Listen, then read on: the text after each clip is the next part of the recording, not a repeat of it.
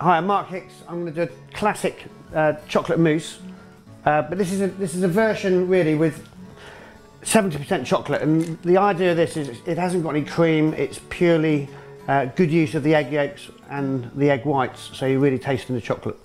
Okay, I'm going to use Clarence Court Burford Browns for this recipe. These have got really rich yolks, which go well with the intensity of the chocolate. So first step is to melt the chocolate over a pan, in a bowl over a pan of simmering water.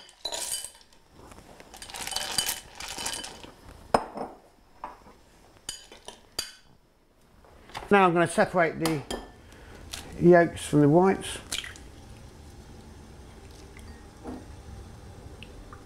As you can see, the Burford Browns have got a really deep yellow colour to them.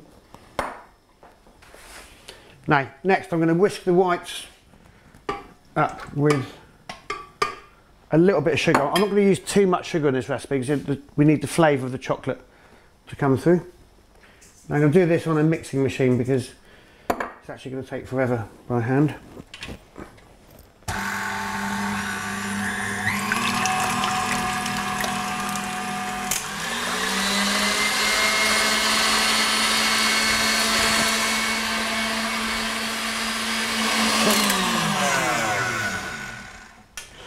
Okay, so the egg whites are done now, that the sugar's in there. It's quite a stiff consistency because this is really going to be the essence of the mousse. This is what's going to give it real lightness.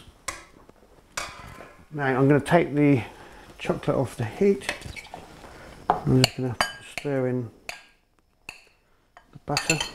So by adding the butter, this is going to cool the chocolate down a little bit, because when we add the egg whites, we need all of the ingredients to be fairly cool. Otherwise, if you add the egg whites to the hot chocolate, it's just going to separate and split.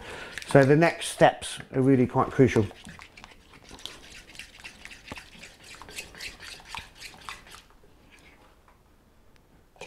So I'm now going to add the egg yolks to the whites just to incorporate them.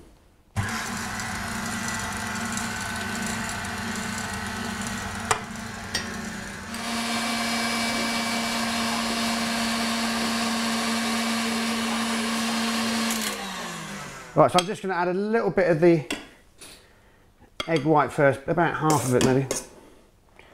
Just fold that into the mix. Now the great thing with using eggs like Burford Browns at home and in the restaurants, we can actually feature the egg itself, so we can name the Burford Brown egg on the menu itself. That gives the customer, you know, a definition of the actual provenance of the egg, and it just makes the menu sound a bit more interesting. Just to get this incorporated, what you can do is use a whisk. Once you've got the initial bit mixed in, then the hard work next is just really getting that last bit folded in to make it really nice and light.